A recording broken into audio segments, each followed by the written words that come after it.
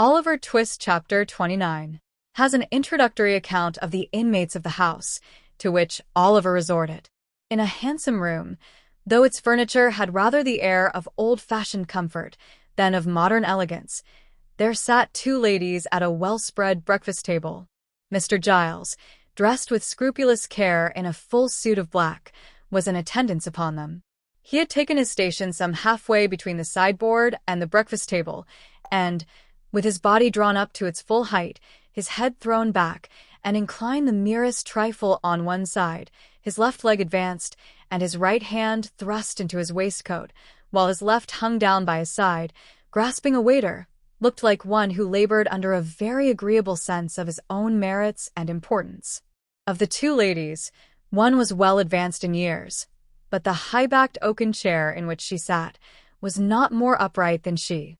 Dressed with the utmost nicety and precision, in a quaint mixture of bygone costume, with some slight concessions to the prevailing taste, which rather served to point the old style pleasantly than to impair its effect, she sat, in a stately manner, with her hands folded on the table before her.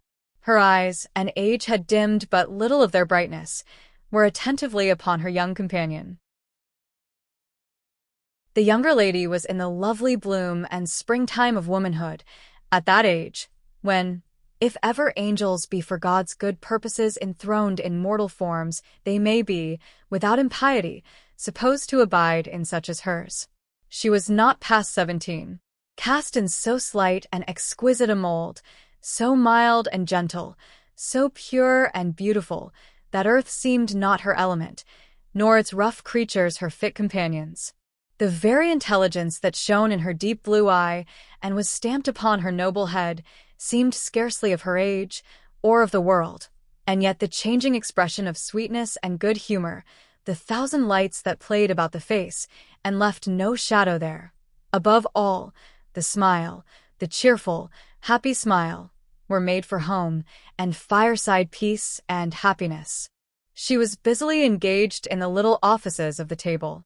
Chancing to raise her eyes as the elder lady was regarding her, she playfully put back her hair, which was simply braided on her forehead, and threw into her beaming look such an expression of affection and artless loveliness that blessed spirits might have smiled to look upon her.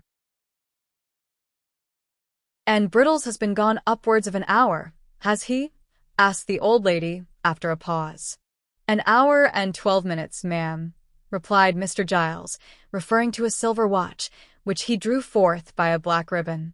"He is always slow," remarked the old lady. "Brittles always was a slow boy, ma'am," replied the attendant. And seeing, by the by, that Brittles had been a slow boy for upwards of 30 years, there appeared no great probability of his ever being a fast one. "He gets worse instead of better, I think," said the elder lady. "It is very inexcusable in him if he stops to play with any other boys," said the young lady, smiling. Mr. Giles was apparently considering the propriety of indulging in a respectful smile himself, when a gig drove up to the garden gate, out of which there jumped a fat gentleman, who ran straight up to the door, and who, getting quickly into the house by some mysterious process, burst into the room, and nearly overturned Mr. Giles and the breakfast table together.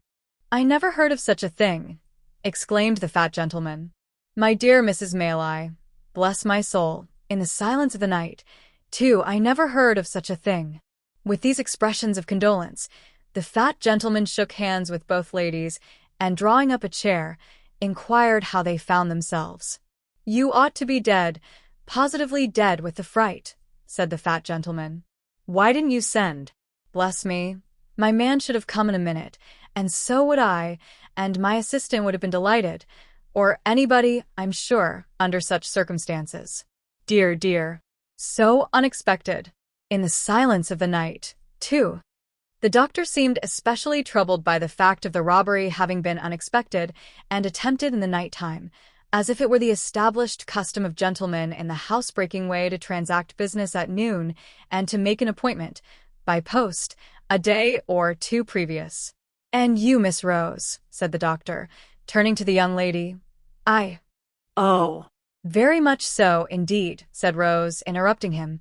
but there is a poor creature upstairs, whom aunt wishes you to see. Ah, To be sure, replied the doctor. So there is. That was your handiwork, Giles, I understand. Mr. Giles, who had been feverishly putting the teacups to rights, blushed very red, and said that he had had that honor. Honor, said the doctor. Well, I don't know. Perhaps it's as honorable to hit a thief in a back kitchen as to hit your man at 12 paces. Fancy that he fired in the air, and you fought a duel, Giles. Mr. Giles, who thought this light treatment of the matter an unjust attempt at diminishing his glory, answered respectfully that it was not for the like of him to judge about that, but he rather thought it was no joke to the opposite party. Gad, that's true, said the doctor. Where is he? Show me the way. I'll look in again as I come down, Mrs. Mayleye. That's the little window that he got in at, eh? Well, I couldn't have believed it. Talking all the way, he followed Mr. Giles upstairs, and while he is going upstairs, the reader may be informed that Mr. Losberne, a surgeon in the neighborhood, known through a circuit of 10 miles round as the doctor, had grown fat, more from good humor than from good living, and was as kind and hearty, and withal as eccentric an old bachelor as will be found in 5 times that space by any explorer alive. The doctor was absent, much longer than either he or the ladies had anticipated. A large flat box was fetched out of the gig, and a bedroom bell was rung very often, and the servants ran up and downstairs perpetually, from which tokens it was justly concluded that something important was going on above. At length he returned, and in reply to an anxious inquiry after his patient, looked very mysterious, and closed the door carefully. This is a very extraordinary thing, Mrs. Mayleye, said the doctor, standing with his back to the door, as if to keep it shut. He is not in danger, I hope, said the old lady. Why, that would not be an extraordinary thing, under the circumstances, replied the doctor, though I don't think he is. Have you seen the thief? No, rejoined the old lady. Nor heard anything about him? no. I beg your pardon, ma'am, interposed Mr. Giles, but I was going to tell you about him when Dr. Losberne came in.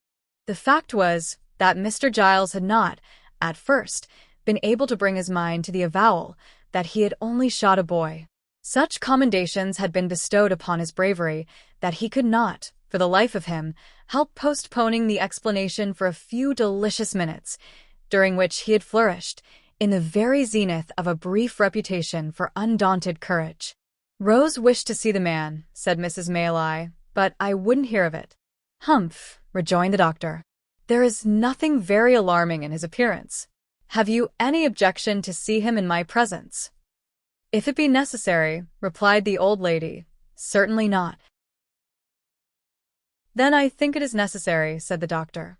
At all events, I am quite sure that you would deeply regret not having done so if you postponed it. He is perfectly quiet and comfortable now. Allow me, Miss Rose, will you permit me? Not the slightest fear.